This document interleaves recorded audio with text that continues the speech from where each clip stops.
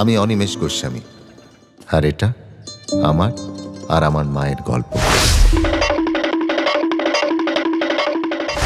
এই মুহূর্তে নন্দিতা রায় ও শিবপ্রসাদ মুখোপাধ্যায়ের পরিচালনায় এবং উইন্ডোজের প্রযোজনায় যে নতুন সিনেমা আসতে চলেছে আমার বস, তার অফিসিয়াল টিজার এসে গেছে এবং এই অফিসিয়াল টিজারটিরই একটু রিয়াকশান আপনাদের কাছে তুলে ধরব। তার আগে গান টিজারের মধ্য দিয়ে যে গল্পের ছোঁয়া আমরা আমার বসের পাচ্ছি, সেটার সাথে জড়িত কয়েকটি ঘটনার কথা আপনাদের কাছে আগে তুলে ধরি।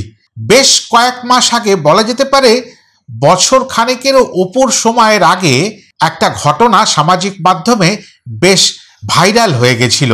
ঘটনাটি ছিল কোনো একটি বেসরকারি ব্যাংকের উচ্চপদস্থ একজন কর্মচারী তার অধস্থন কর্মচারীদের ওপরে অনলাইনে বীভৎস গালিগালাজ করছিলেন, যেটা কান পেতে পর্যন্ত শোনা যায় না। আর এতই কুব্যবহার করছিলেন, সেই ব্যবহারটির কারণে তার চাকরিটিও চলে যাওয়ার মতন সংশয় হয়। এই রকম ঘটনা আমরা বিভিন্ন সময় বিভিন্ন কর্মক্ষেত্রে দেখতে পাই। যারা মালিক পক্ষের মানুষ হন বা যারা মালিক হন, তারা তাদের কর্মচারীদের ওপরে খুব বাজে ব্যবহার করেন। হয়তো তারা মনে করেন এই ব্যবহারই তারা ডিজার্ভ করে। এর থেকে ভালো ব্যবহার করলে, সে বাড়ির কাজের লোক হোক বা আমার অফিসের কোনো কর্মচারী হোক, তাদেরকে এইভাবেই দমিয়ে রাখতে হয়। ছুটি চাইলে তাদের সঙ্গে বাজে ব্যবহার করতে হয়। না জানিয়ে ছুটি করলেও তার কারণটুকু জানবার কোনো প্রয়োজন হয় না, কিন্তু তাকে বেশ কিছু কথা শুনিয়ে দেওয়া যায়। এই রকম একটা পরিস্থিতি কিন্তু আমার বস সিনেমাটার টিজারটির মধ্যে আমরা দেখতে পাচ্ছি। যেই দুর্ব্যবহারটি করছেন শিবপ্রসাদ মুখোপাধ্যায় স্বয়ং। এখানে শিবপ্রসাদ বাবু যে চরিত্রে অভিনয় করছেন তার নাম অনিমেষ গোস্বামী। তিনি প্রথমেই জানিয়ে দিচ্ছেন এটি তার এবং তার মায়ের গল্প।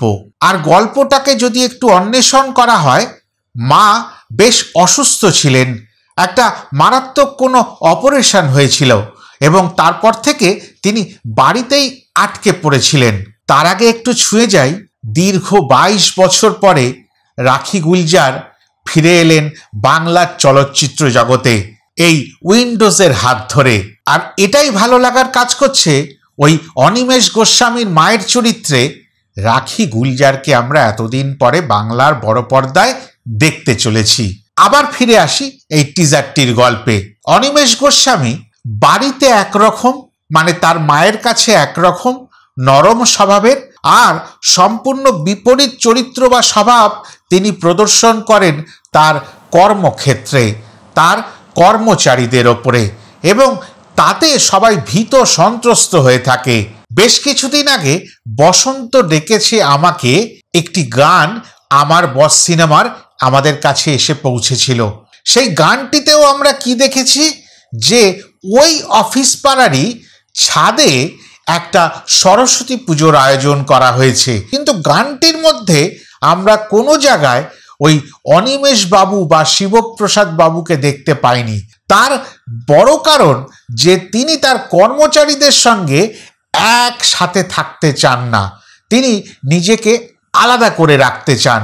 আর রাখি গুলজার মানে অনিমেষ বাবুর মা কিন্তু ওই কর্মচারীদের সঙ্গে একাকার হয়ে কর্মচারী রূপে সেই অফিসে থাকতে চান। যখন তিনি সুস্থ হয়ে উঠলেন, তখন তিনি কিন্তু ওই অফিসে তার কাজকর্ম নিয়ে ব্যস্ত থাকতে চাইতেন, এবং ওই সময় কর্মচারীদের সঙ্গে কথাবার্তা বলে নিশ্চয়ই করে তিনি বুঝতে পেরেছিলেন যে তার ছেলে রূঢ় ব্যবহার করে এই কর্মচারীদের ওপরে।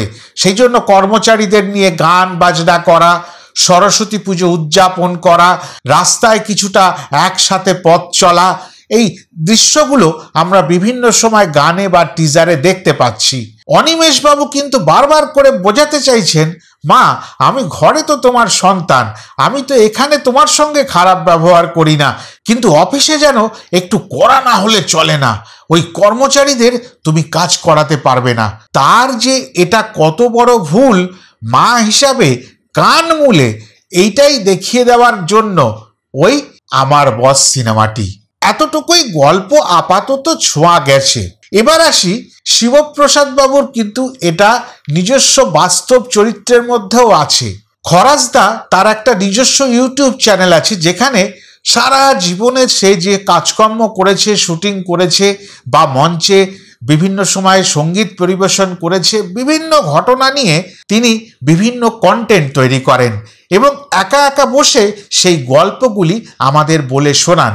সেখানে একটি গল্প উঠে এসেছিল, বেলা শুরু সিনেমার যখন শুটিং চলছিল ওই শান্তিনিকেতনের কাছাকাছি কোনো অঞ্চলে, যেটা আপনারা প্রত্যেকেই দেখেছেন বা জানেন, সেই সময় একটি বিশেষ দিনে খরাজদা এবং তার সঙ্গে অন্যান্য কারো কোনো শুটিংয়ের অংশ ছিল না বলে সবাইকে নিয়ে তিনি শান্তিনিকেতনের মূল জায়গায় কোনো একটি নামকরা হোটেলে একসাথে একটা মধ্যাহ্ন ভোজের আয়োজন করেছিলেন, যেটা জানতে পেরে ঋতুপর্ণা সেনগুপ্ত নিজে যোগদান করেছিলেন স্বইচ্ছায়।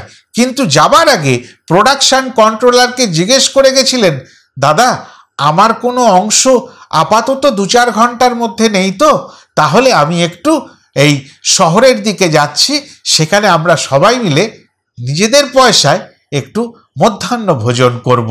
প্রোডাকশন কন্ট্রোলার শিডিউল দেখে প্রত্যেকের শিডিউল বলে দেন। যারা যারা ওই সময় ওই অংশের শুটিংয়ের সঙ্গে জড়িত ছিলেন না, তারা কিন্তু ওই মধ্যাহ্ন ভোজনের আয়োজনে চলে যান। কিন্তু হঠাৎ করে এই শিবুদা মাথা গরম করে ঋতুপর্ণা সেনগুপ্তকে ফোন করে যাচ্ছে তাই কথা বলেন এবং তাতে ঋতুপর্ণা সেনগুপ্ত তড়িঘড়ি খাওয়া দাওয়া ছেড়ে ওই শুটিং স্পটে বা শুটিংয়ের জন্য নির্ধারিত যে বাড়িটি নেওয়া হয়েছিল সেখানে ছুটে যান এবং ছুটে যাওয়ার পরে তাকে সামনাসামনি দেখার পরে শিবুদা যৎপরণাস্তি কুকথা বলেন বা একটু জোরে রাগ করে কথা বলেন। সেটা সহ্য করতে পারেননি ঋতুপর্ণা দেবী এবং তিনি কান্নাকাটি করতে শুরু করেন। যখন সবাই ফিরে আসে খাওয়া দাওয়া সেরে, তখন খরাজদা এটা দেখার পরে গিয়ে বলেন, শিবু তুমি এটা ঠিক কাজ করনি, কেননা আমরা প্রত্যেকে জেনেই গেছিলাম, আর এটা আমরা কিন্তু প্রোডাকশনের পয়সায় খেতে যাইনি, নিজস্ব পয়সায় একটু সময় বের করে সবাই মিলে একটু আনন্দ করে ভালো মন্দ খেতে গেছিলাম। আর যেহেতু এটা শান্তিনিকেতন, সেই জন্য একটু সময় নিয়ে আমরা সবাই ভেবে চিন্তেই গেছি যাতে তোমার প্রোডাকশনের বা তোমার শুটিংয়ের কোনো রকম কোনো ক্ষয়ক্ষতি না হয়। এই কথা শোনার পরে কিন্তু শিবপ্রসাদ মুখোপাধ্যায়ের একটু মন নরম হয়, তারপরে সব কিছুটা মিটে যায়। এটা একটা গল্পের ছলে আপনাদের কেন বললাম, এই ঘটনাগুলো কিন্তু আমরা প্রায়শই দেখে থাকি আমাদের বাস্তব জীবনে।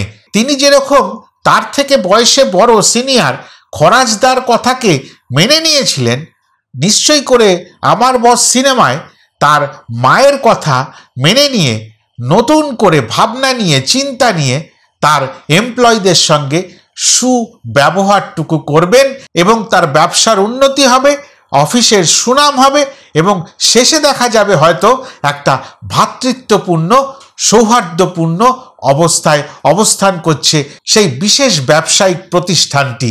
এতটাই আশা নিয়ে এই টিজারটির যে পর্যালোচনা করার ছিল সেটা শেষ করলাম। আশা করি ভিডিওটা আপনাদের ভালো লাগলো। যদি ভালো লাগে তাহলে লাইক, কমেন্ট, শেয়ার করবেন। আর যদি এখনও আমার চ্যানেলটা সাবস্ক্রাইব করা না থাকে তাহলে চট করে সাবস্ক্রাইব করে নেবেন। নমস্কার।